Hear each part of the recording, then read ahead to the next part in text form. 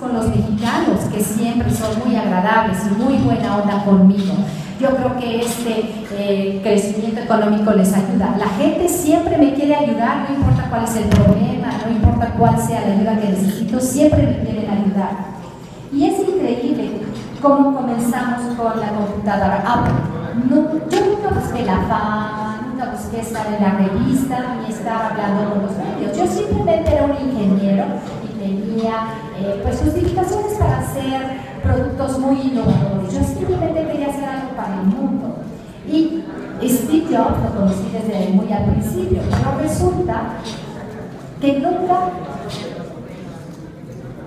pues yo simplemente quería ayudar a las personas. Yo no quería ser una gente poderosa, yo quería ser simplemente quien yo era. Y entonces durante un año, cuando fui a aprender a hacer español, o sea, eso hace como 20 años, no voy a tratar de hablar español porque no lo hablo muy bien. Bueno, estaba yo en Cuernavaca estudiando español y conocí a una estudiante joven que tenía todo este conocimiento técnico. Y hace 20 años no había mucha educación en este país sobre la parte cibernética, ¿no? No es igual como en los Estados Unidos. Y como hice con otras personas en el pasado, pura oveja, le pagué todos sus gastos de estudio en el Reino Unido y le dije, mira, no me pagues con dinero, porque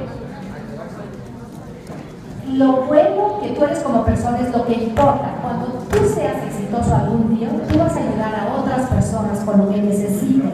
No sé si es nada más que los inspires, que te conviertas en un mentor o que les des dinero, págales con eso. Pero Arturo, después de una historia muy reconocida, ha pagado diferentes gente. Él ha ayudado a través de Facebook a que mucha gente mejore.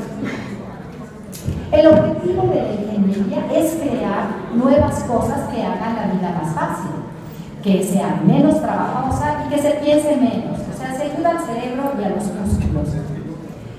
Si ustedes hacen algo que es lo mismo que antes, realmente has mejorado las cosas para las personas, bueno, lo haces cuando lo haces por menos dinero.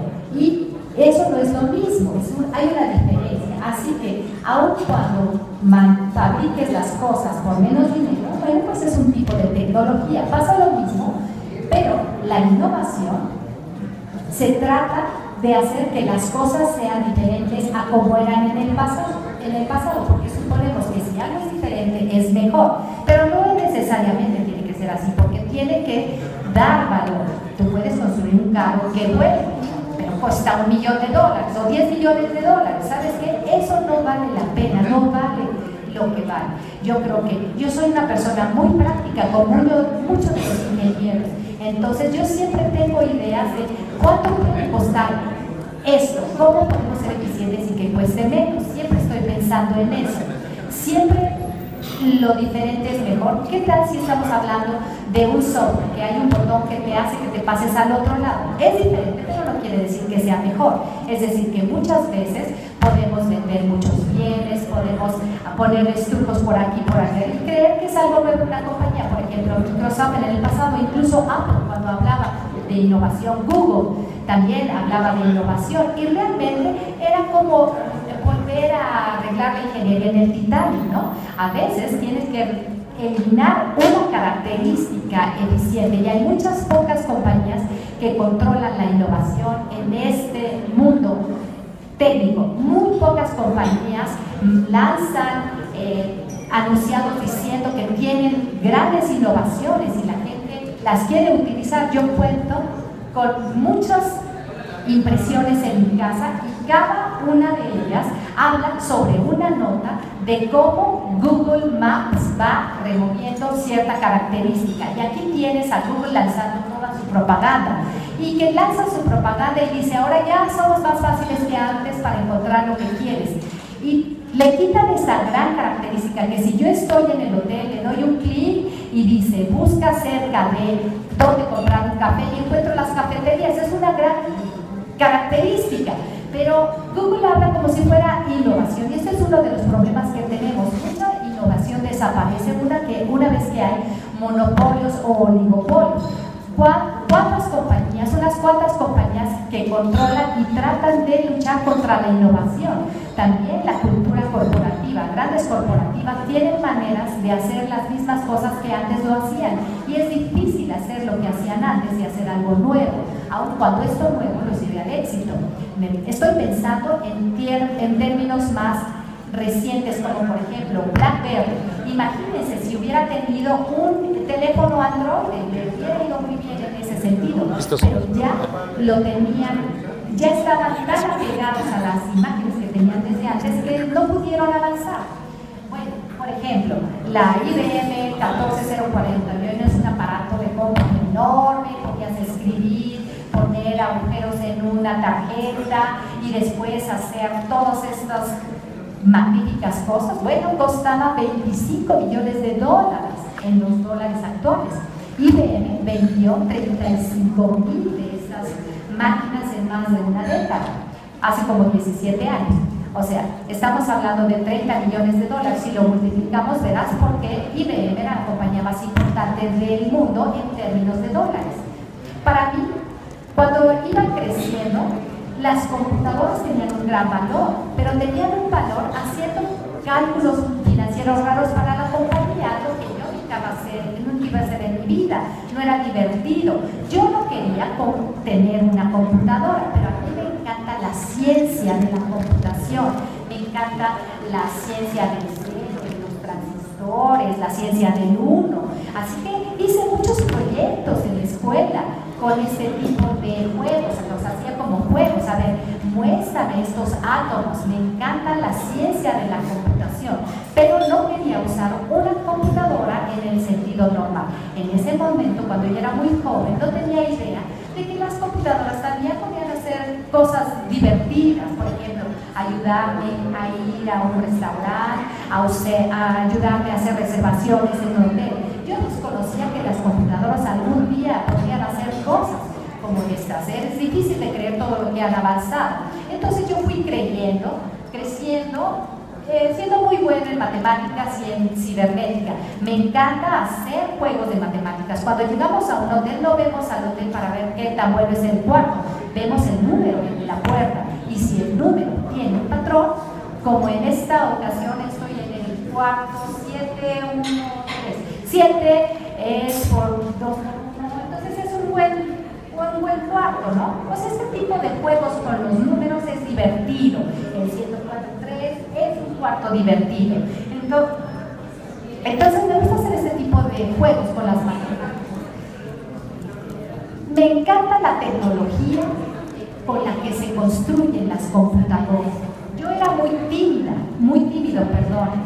y crecí haciendo cosas electrónicas y jugando mucho con las matemáticas. Entonces los chicos se apartaban de mí. Yo era una persona que socialmente estaba apartada de los demás, no era muy social, yo era muy independiente, muy introvertido, muy tímido y siempre hablaba conmigo. Entonces eso me hacía que yo me pusiera a pensar en las cosas muy profundamente. No mucha gente me seguía. Los seguidores son como cualquier otra persona, pero si no te aceptan todo, entonces piensas en una idea y piensas que esa idea es buena para ti, que no necesariamente tiene que ser buena para otros que ni siquiera lo valoran o se dan cuenta de eso. Si tu pensamiento puede ir mucho más allá de todo eso, entonces realmente no fue muy bueno en el diseño de las computadoras.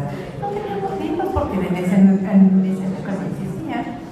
Entonces agarrábamos todos los bloques de construcción, esa era mi innovación, por eso trabajábamos y veíamos la descripción de la computadora. Bueno, ¿cómo se hace la computadora partiendo de bloques de construcción? Era como tener un arquitecto.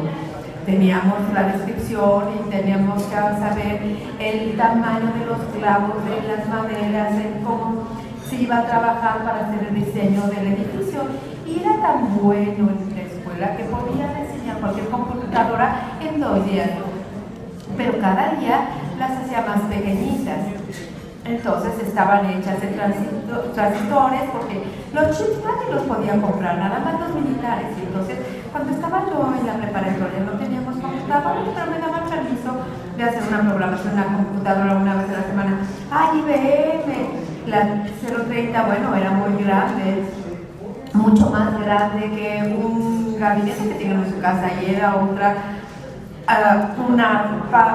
tenía un aparato muy grande, después un teclado tipo máquina de escribir, y entonces tenían otra máquina que ponchaba las tarjetas, y entonces las computadoras que yo intentaba cómo trabajaban y todo por dentro, pero mi pasión se iba más allá de eso, de cómo funcionaban las computadoras por dentro, sino que mi pasión se volvió a hacer escribir para resolver un problema. Entonces escribía un programa para un juego de ajedrez, pero esto puede hacer un millón de cosas al minuto. ¿Qué humano podría hacer una cosa de esas? Claro, el programa que escribí para un programa de ajedrez, esperé 5 minutos, 10 minutos, 20 minutos y regresé, y entonces vi el programa y dije, bueno, le va a llevar de 10 a 25 años, lo más que haya estado en el universo para poder tener yo una respuesta. Entonces para mí me choqueó por completo. Una computadora padrísima, pero no resuelve los problemas. Pero una mente humana con la intuición viene con una técnica de solución de problemas que le permite solucionar problemas de esa índole. Pero no todas las soluciones van a poder tener. Y tienen que tener la rapidez, tienen que tener también la dirección. Entonces escriben los algoritmos, y para poder innovar, para poder traer cosas nuevas, para ustedes poder crear. A mí me capacitaron a ser ingeniero, y los ingenieros no copian, se les enseña a construir a partir de su propio pensamiento. Pero ya después con los años me enteré que algunos ingenieros sí copian, pero no.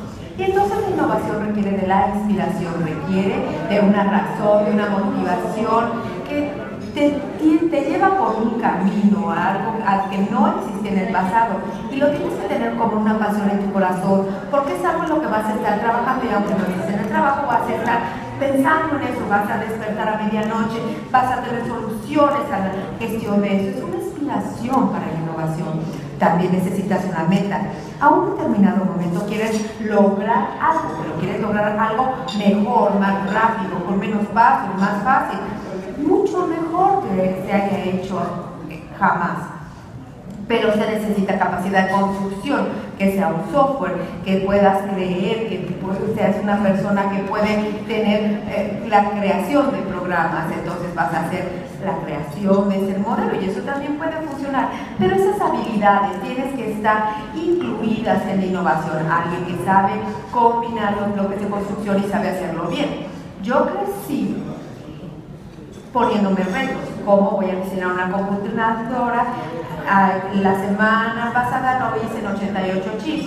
Ahora, esta semana me puedo sentar y puedo hacer 85 con menos partes. Entonces realmente me volví muy bueno, y jamás pensé que fuera dueño, llegar a ser dueño de una computadora. Bueno, algo así tan pequeñito, con un horno de microondas, en donde estaba inmerso en un mundo de unos y ceros, pues realmente tenían que tener esos teletextos. Y le dije a mi padre un día, ¿sabes qué? Un día voy a tener una computadora, notebook. Y bueno, yo nada más había visto las hojas de especificaciones, me encantaba la electrónica, cómo funcionaba, y mi papá me dijo, cuesta tanto como una casa. Y entonces me sorprendió, y después de algunos segundos dijo, bueno, ahora voy a vivir en un departamento.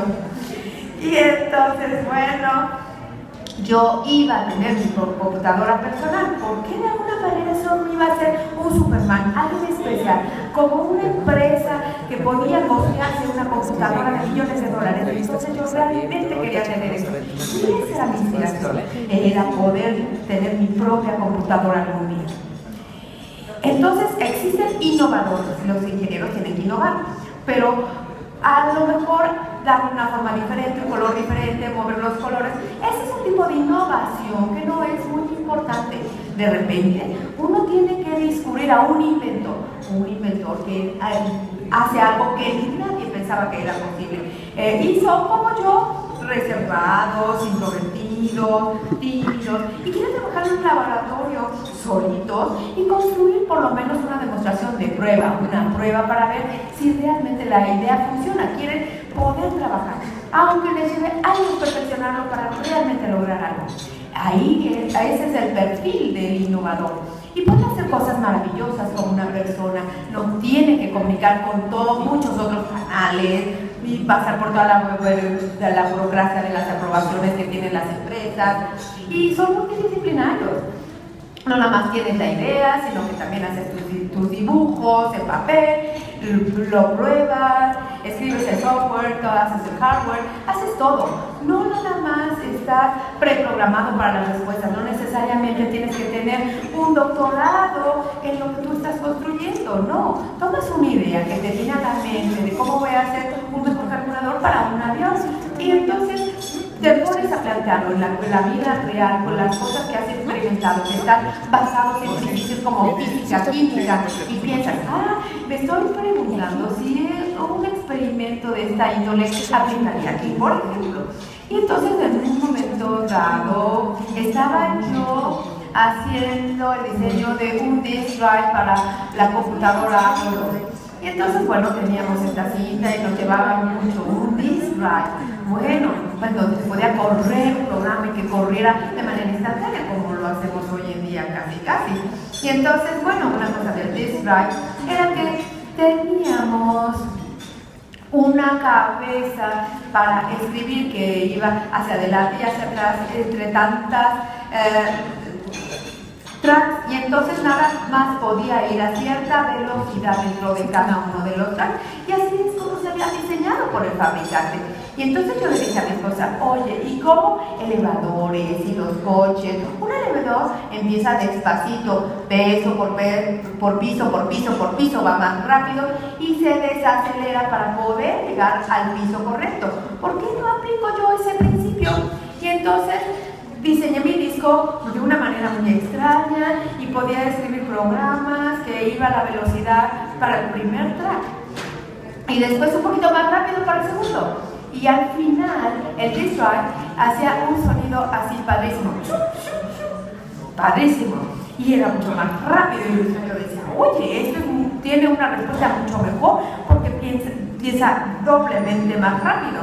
Y entonces apliqué un principio de la vida real que ya existía, los elevadores, los aceleradores en los coches, y realmente no se había fabricado con esa mentalidad. No estaba yo siguiendo las reglas que ya me habían dado. A veces uno tiene que descartar las reglas que le dan. Entonces tiene uno que pensar en las nuevas soluciones. Entonces eso significa que tu cerebro tiene que trabajar. Y entonces tu cerebro realmente está conjuntando las diferentes partes de las vidas en el proyecto en el que tú estás trabajando.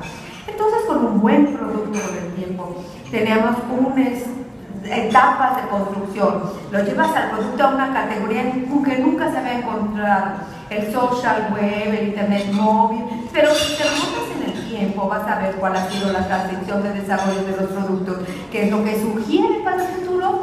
Bueno, veamos, Apple II era una máquina cara que tú podías tener, pero más que eso, se hacía de forma humana. No era nada más puros switches y puros racks. Todo el mundo estaba acostumbrado a las máquinas de escribir. Ninguna computadora de bajo costo había sido pensada con una televisión como pantalla y una máquina de escribir como teclado. Entonces, ¿quién quiere un teletipo así enorme que costaba tanto como un coche? Entonces esos teletipos y escribían así, y entonces cuando ya tenían estos dispositivos humanos con esta máquina de escribir como tablero y esta pantalla como televisor, entonces también desarrolló las habilidades humanas. Pueden pensar una idea para el que estabas trabajando, o un rompecabezas, un juego, y entonces podías escribir un programa y ser el maestro de la solución, o decirle a alguien más y bueno, comprárselo a alguien más. Bueno, pero eso ya fue la introducción del modo humano para las computadoras. Antes el Pato 1 tenía un panel muy grande con todos esos switches y todas esas luces y todos esos unos y ceros. Entonces todas las computadoras tenían un monitor de televisión y tenían una máquina de escribir por tablero. Y entonces otra cosa de Apple era, bueno, en muchas ocasiones cuando uno tiene un buen producto, es cuando el diseñador del producto, el que lo creó, lo quiere para sí mismo, lo quiere usar, tiene una necesidad en la vida. Yo necesitaba esa computadora para mí, para yo poder llevármela a mi trabajo, escribir los programas y no tener que hacer la cola para poder usar la computadora de Hewlett Packard, porque tenía yo que hacer la cola, había muchos otros ingenieros que también la querían. Entonces yo también quería jugar así, con mis jueguitos, que es gran parte de mi vida. Entonces esa computadora, y yo había diseñado juegos también para mí, había juegos de arcada, ¿se acuerdan? Y entonces decía, bueno, imagínense integrarlos a la computadora, ¿por qué no hago yo la pantalla? Y la computadora, lo mismo aparato, porque puede cambiar 1.000.000 de números por segundo, eso quiere decir tantos puntos en mi televisor por segundo, y listo. Y entonces los juegos de arcada se convirtieron en software por primera vez en la historia. Yo quería esos juegos para mí, quería yo tener mi propia máquina. Y tuve mucha suerte de poder realizar todo, y eso fue antes de que Steve Jobs vendiera la computadora. Y la razón para construir la computadora, por supuesto, fue que la inspiración vino de Ted Nelson. Él estaba hablando de un mundo en el futuro en donde las pantallas del reloj iban a presentar documentos de palabras. Y entonces uno podría seleccionar las palabras o las frases, y entonces ir a la fuente original, iba a ser el hyperlink. Entonces él fue el primero en crear esta frase de hyperlink. Y entonces, bueno, sí, entonces ya se habían almacenado, y entonces a lo mejor estaban construidos el trabajo de otros, y sus ideas inspiraron a la comunidad académica de cómo la tecnología podía trabajar conjuntamente con las personas. Y profesores de Stanford y Berkeley vinieron a nuestro club de computadoras personales y a crear estas ideas maravillosas de cómo comunicar con un módem con 100 personas en una hora. Era, bueno, un reto. Cómo la educación iba a ser tan diferente cuando un estudiante podía instantáneamente saber si su respuesta era correcta o no. Y entonces la nueva tecnología, en lugar de estar siendo ignorada en el trabajo, se iba a convertir en un negro. Entonces esas eran las inspiraciones. Otra más importante que fue la superinvención fue el iPhone. El iPhone, pueden leer al respecto, pero y Jobs lo quería para sí mismo. Cuando estás creando un producto para ti, es una representación de ti mismo.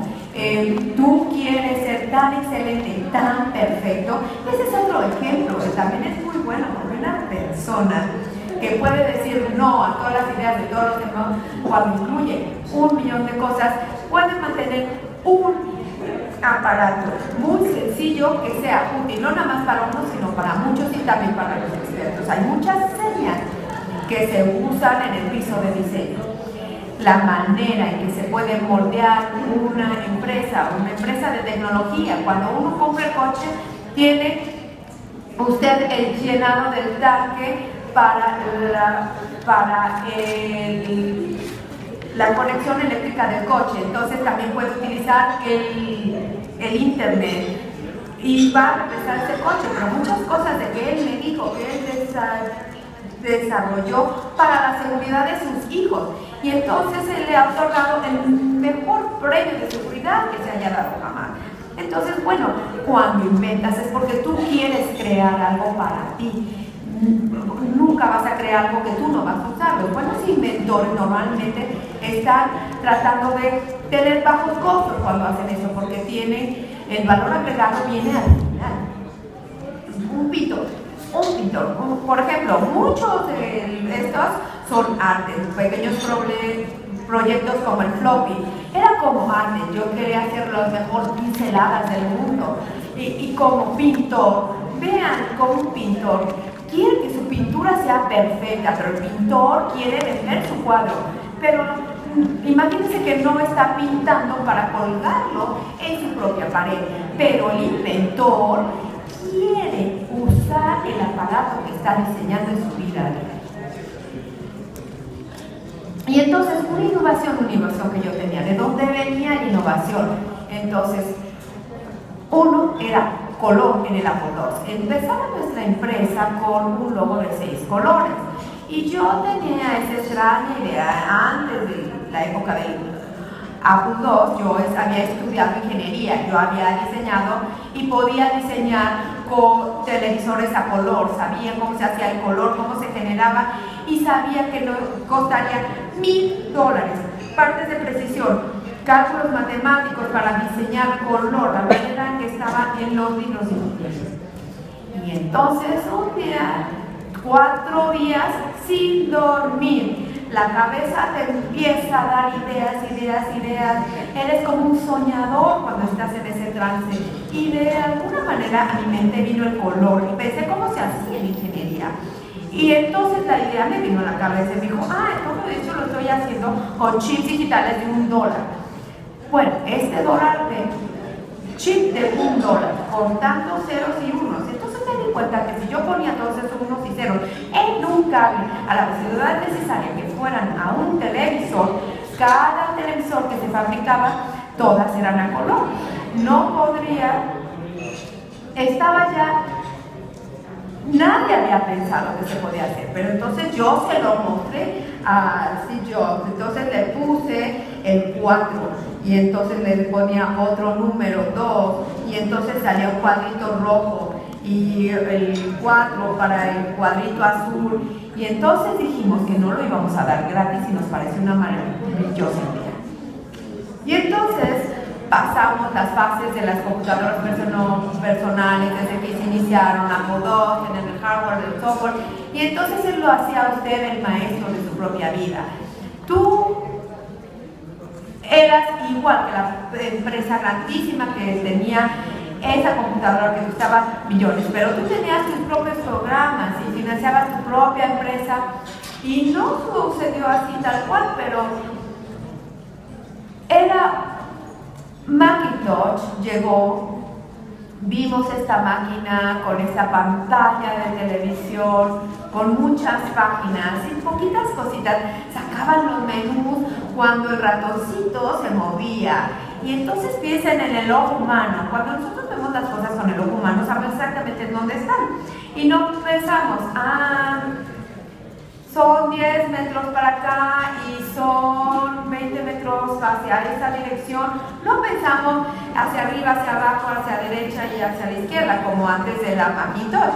Nada más lo apuntamos y ahí está. Entonces, más o menos, quisimos reproducir lo que es el mundo real. Entonces usamos la tecnología, que es más importante, el humano, la tecnología, pues el humano. Entonces tienes que ingresar el trabajo para que funcione de la manera humana, para que todos los humanos lo puedan utilizar, para que no se les haga difícil de utilizar. Porque si entonces tú tienes que darle un manual para que aprendan cómo utilizarlo, entonces le diste más prioridad a la tecnología que al humano. Uno podía utilizar un stylish y podía escribir con mano, con sus músculos en la mano. Entonces, ¿qué tan humano puede ser? Pues estás sintiendo el movimiento de los músculos, aun cuando no estás trabajando en una computadora, pero la computadora va a entender las palabras que tú escribiste. El primer día que tenía yo, entonces me hizo un pequeño recordatorio. Sara, dentista, martes a las 2 p.m. Vi un botón y decía así, y vi lo que acababa yo de teclear y vi que abrió un calendario y estaba la palabra dentista en el día que yo quería y a la hora que yo quería. Y eso cambió mi vida para siempre. Dice, yo no quiero productos en donde uno tenga que memorizar todos los pasos para que algo se haga. Yo quiero escribirlo con mi propia mano. Quiero comunicar como yo comunicaría con otro ser humano y que las máquinas me entiendan. Vamos dentro de poco a hablar acerca de la inteligencia artificial. Entonces tenemos los MP3 y los iPods y de repente todo esto ya estaba disponible, la música en el iTunes, la propiedad intelectual de la música se duplicó en tan solo unos años y entonces puedes ser dueña de tu propia música, estaba ahí, tú eras independiente con este iPod, un dispositivo que estaba en tu mano y sentías una gran propiedad. Y entonces esto es antes del cloud y entonces todo esto es humano, el humano poder llevar contigo las cosas más importantes de tu vida, como cuando traías la cartera. Y entonces llegó el internet, y entonces la comunicación se explosionó. Y entonces se hicieron nuevas reglas, y entonces estaba luchando con la innovación, y entonces nada más permitía la innovación de aquellos que eran poderosos. Pero cuando ya llegó el internet, había otro aspecto de la humanidad. Los seres humanos les gusta comunicar, y entonces se está teniendo la retroalimentación de otras personas.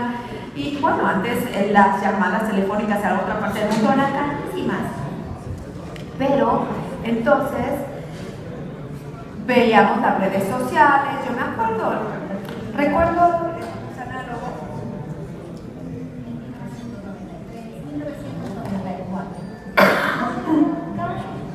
para mi celular, cargándose en un aeropuerto, hacía una llamada a mi casa para que respondiera, y entonces me metía a la red de mi casa en el internet. Yo quería tener el internet a donde iba. Yo era una de esas personas, y el iPhone reconoce eso. Por supuesto que hay otros teléfonos inteligentes, como el BlackBerry, con una pantalla más pequeña, que pueden mandar correos electrónicos, hacer una búsqueda en el internet, pero no eran tan abiertos como una computadora. El iPhone sí lo era. Era como tener una computadora móvil en tu mano hacia donde fuera. Fue un gran paso hacia adelante en la humanidad, no solo para mí, sino para todos. Hoy todo el mundo habla sobre los teléfonos inteligentes. A mí me encanta hacer preguntas constantemente. Por ejemplo, ¿qué tan lejos está México de San Francisco? Y rápidamente obtengo la respuesta. No tengo que ir memorizando los procedimientos. Simplemente pongo San Francisco, México, ¿qué tan lejos? Y me voy a la liga para buscar la respuesta. Es como una voz humana. Tener nada como la vida humana. Creo que eso es lo mejor de la tecnología. Yo pienso en las cosas que me gustan hacer y que sean efectivas. A veces me equivoco. Por ejemplo, yo tengo una Segway, una de esas caminadoras eléctricas en mi casa. Pero a mí me encanta. Cada vez que puedo, le envío un mensaje de voz a mi esposo en lugar de que sea por un mensaje de texto. Eso te hace pensar menos la aceleración, la rapidez. Hay diferentes formas de decir lo mismo, y el ser humano lo entiende. Esa es la robotness, o sea, cómo te haces cada vez más robot. Y a veces entiende también incluso lo que tú quieres decir. El siguiente paso es la visión, ver cosas e identificarlas. Esa es una motocicleta, esa es una silla, esa es la robótica. Estamos hablando aquí de 20 años para procesar más información de la misma manera que un cerebro, o tal vez más años. En el futuro vamos a ser más humanos de lo que somos ahora con la tecnología. Vamos a vivir una vida humana tal y como la vivimos. Pero la tecnología va a ser como un reloj, va a ser bonito, conveniente, vas a tener acceso, así nada más. Pero no estoy 100% convencido hacia dónde va a llegar la tecnología, cómo va a estar y cómo ahora. Esto de los teléfonos inteligentes es como si tuvieras un audífono. Puedes hacer una llamada, te puede mandar un mensaje también, pero incluso te puede leer los mensajes de texto. Ya los intentamos, salió nueva tecnología y nos deshicimos de ella. Yo estoy espero que Google Glass funcione. Tal vez alguna compañía saque algún reloj inteligente que sea tan inteligente como un teléfono inteligente, que se pueda sacar en tu mano como un teléfono y la puedas usar, le des un gesto y se pueda guardar nuevamente en tu banca. Algo tan diferente de lo que está haciendo todo el mundo, que todo el mundo diga, una compañía le llegó a la fórmula para hacer las cosas excelentes como el iPhone. Tenemos también el internet de las cosas. Me encanta usar mi teléfono inteligente y hablar con otros dispositivos en casa. Eventualmente vamos a ser tan inteligentes que vamos a poder hablar con otros dispositivos y que me va a poder notificar lo que yo tengo que hacer. A ver, tengo una aplicación para hacer comedores de casa, para hacer la comida, y una vez que lo lanzan, no tengo internet. Perdón, bueno.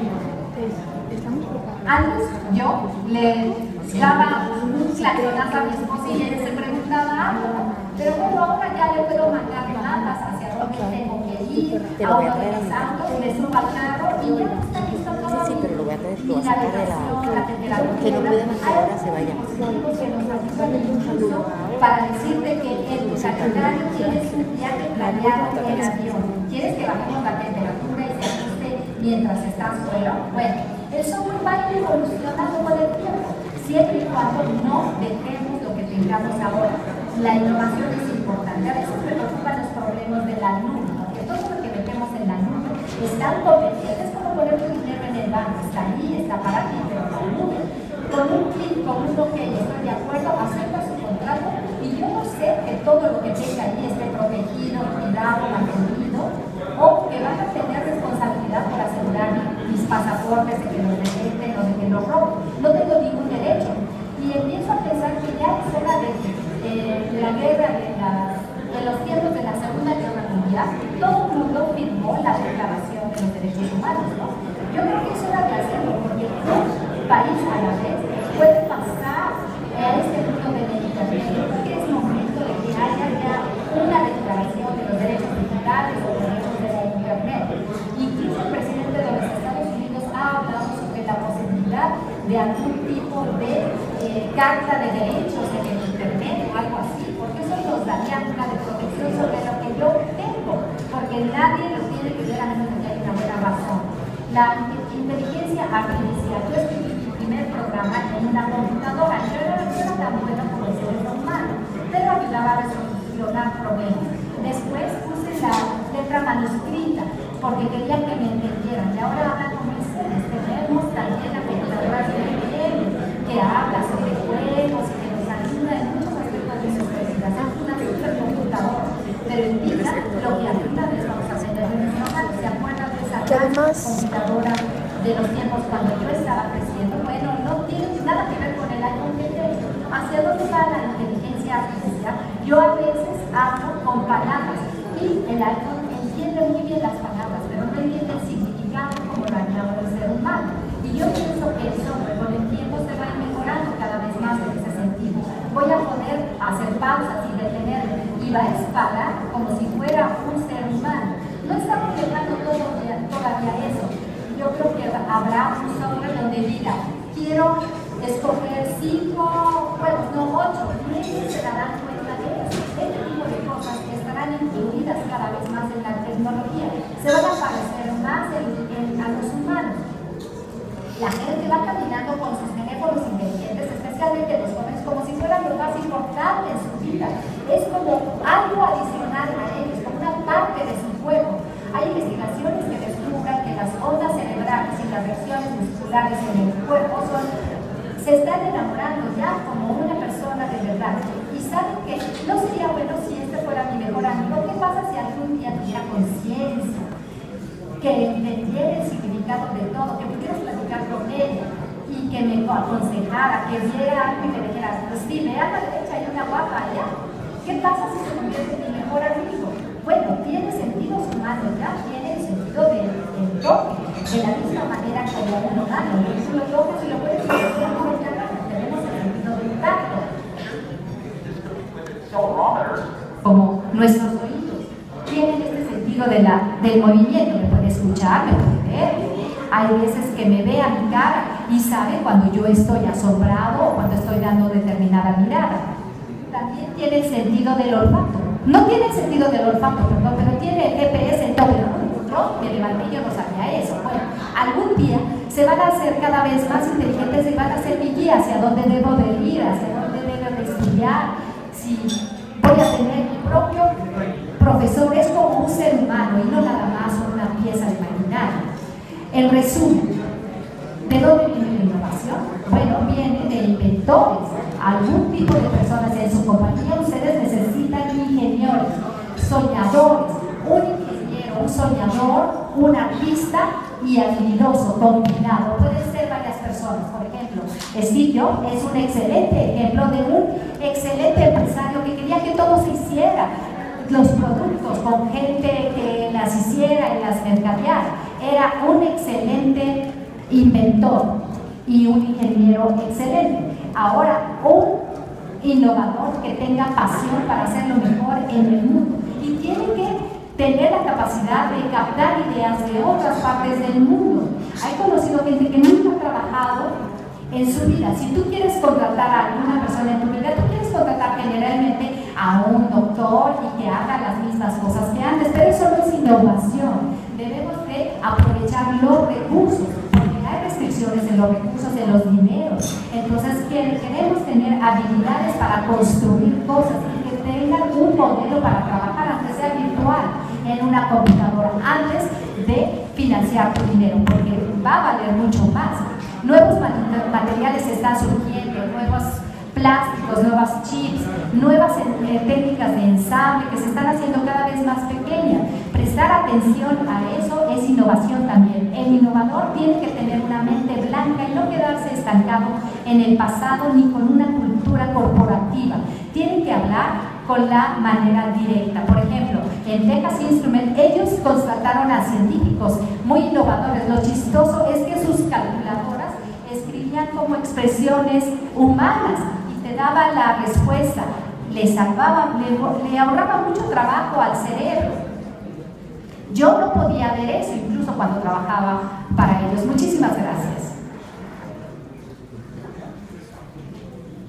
Por dentro, sino que mi pasión se volvió a hacer escribir para resolver un problema. Entonces escribía un programa para un juego de ajedrez, pero esto puede hacer 1.000.000 de cosas al minuto.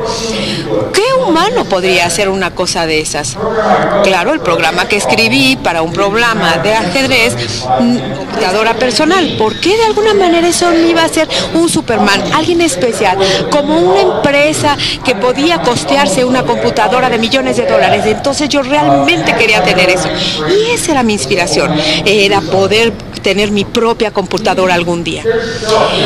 Entonces existen innovadores, los ingenieros tienen que innovar, pero a lo mejor darle una forma diferente, un color diferente, mover los colores. Ese es un tipo de innovación que no es muy importante. De repente uno tiene que descubrir a un inventor que hace algo que nadie pensaba que era posible. Y son como yo, porque no puedo permitir a que todos mis estudiantes lo hagan. Hay muchas cosas en la sociedad que te van a decir que no seas creativo y que no busques tus propias exploraciones. Las respuestas las tienes que buscar dentro de ti, y también tienes que estar consciente de que lo que amas, lo que es tu pasión a los 10, a los 11, a los 12, desde muy temprana edad, te da una idea de hacia dónde quieres ir en la vida, cómo quieres hacer tu vida en el futuro, qué quieres hacer por el mundo. No pienses que vas a encontrar un trabajo que te va a dar todo lo que tú quieres y lo que tú buscabas.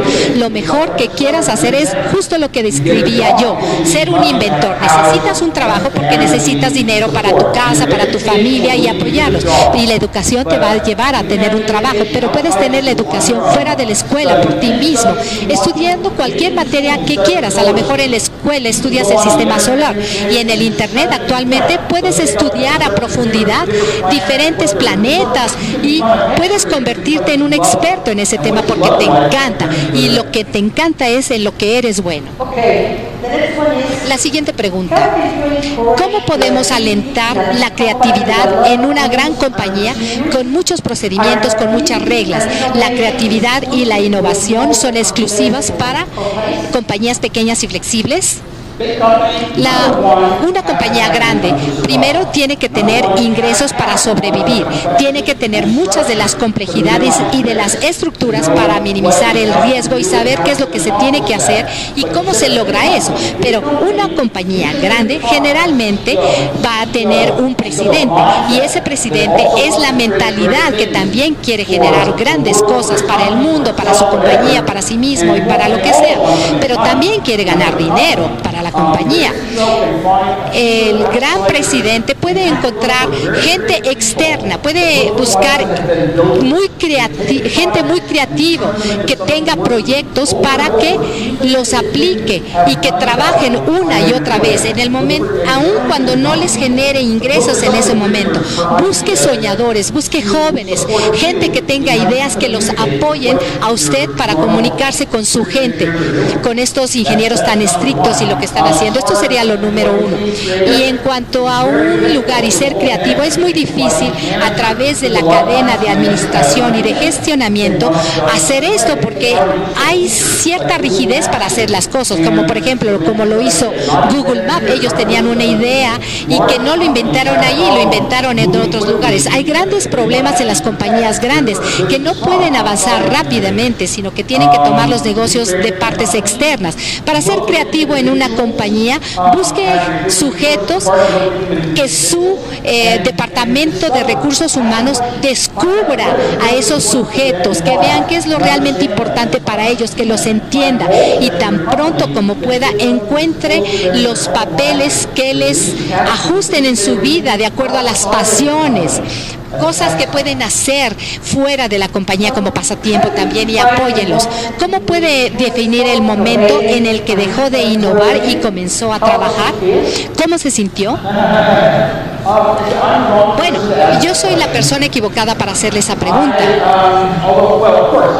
Bueno, yo salí de la universidad, yo era un gran innovador, pero no trabajaba para una compañía. Pero trabajaba para una compañía de tecnología, era Hewlett Packard, hacíamos calculadoras y nunca trabajé en un momento cuando no sintiera que estaba innovando. Yo quería trabajar sin sentir que estaba trabajando, y veía que había ingenieros que hacían cosas muy rutinarias y los ingenieros querían mejorar las cosas, pero realmente no lo hacían. No sé, busquen por ejemplos en su vida. Si eres innovador, bueno, alaba a los innovadores que tienen buenas ideas, aun cuando sean los correctos para tu compañía. Tener ideas y pensar en cómo motivarlos es importante. La mayor motivación es la personal, la pasión por algo, saber en tu propia mente que estás haciendo lo que quieres hacer y que lo quieres hacer muy bien.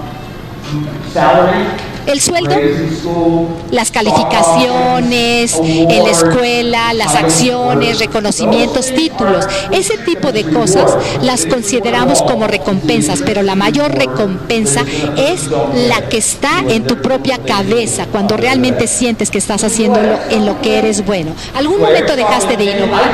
¿He dejado de innovar? Yo siento que no. Yo no siento que soy tan innovador como era.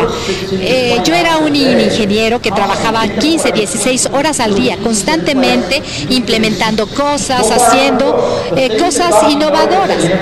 ¿Qué cosas me hicieron hacer innovador? Bueno, que no tenía dinero, como Steve Jobs, ¿no? Teníamos que hacer las cosas de la manera más barata, conseguir las soluciones más sencillas y cosas que nunca había hecho anteriormente, que nunca había tenido clases como eso. Por ejemplo, el floppy disk. Resulta que yo nunca había trabajado con una unidad de disco, con un hardware, con un software, pero había ocasiones en las que yo iba a Las Vegas con la compañía Apple y yo iba a Las Vegas. Si yo diseñaba un floppy disk en 2 semanas, a diferencia de un año, entonces yo trabajaba navidades, de día, de noche, bueno, escribía y veía que ya se podía escribir y entonces ya me mandaban para allá. O sea, yo nunca dejé de innovar. A mí me encanta la tecnología, los aparatos. Yo veo en retrospectiva cómo pensaba y yo dije, bueno, ¿cómo imaginé todas esas cosas tan increíbles? Pero siempre me encantaba comprar las diferentes gadgets de otras compañías y me encantaba ver cómo funcionabas. Tú no puedes nada más leer de esos dispositivos o que te los platique un amigo. Tienes que experimentarlos de primera mano, ver qué tan inteligente fueron. Y siempre encuentro cosas inteligentes. Eso es muy innovador en mí.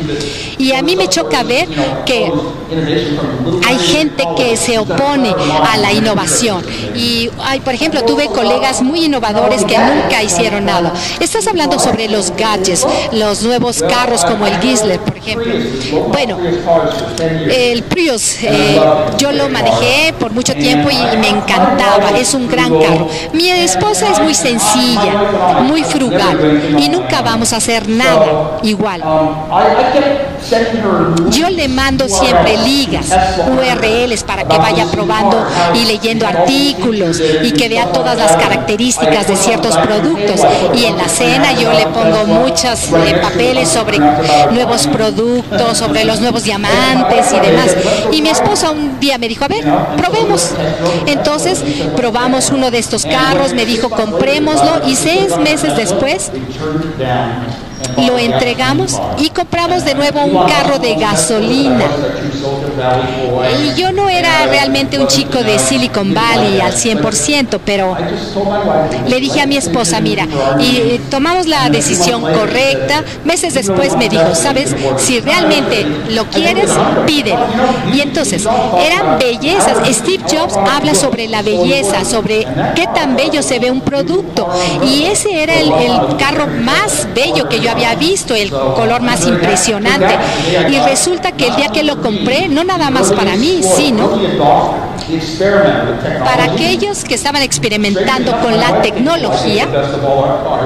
Bueno, recibieron lo mejor de la tecnología y mi esposa era un innovador en ese sentido. Entonces compramos ese carro. Tienes el internet gratis, el celular gratis en tu carro. No tienes que tener ninguna cuenta ni nada. Compras el auto y te va a dar un internet, radio por internet de por vida gratis. Y también te va a dar de diferentes ligas gratis. Yo nunca había escuchado eso en un carro.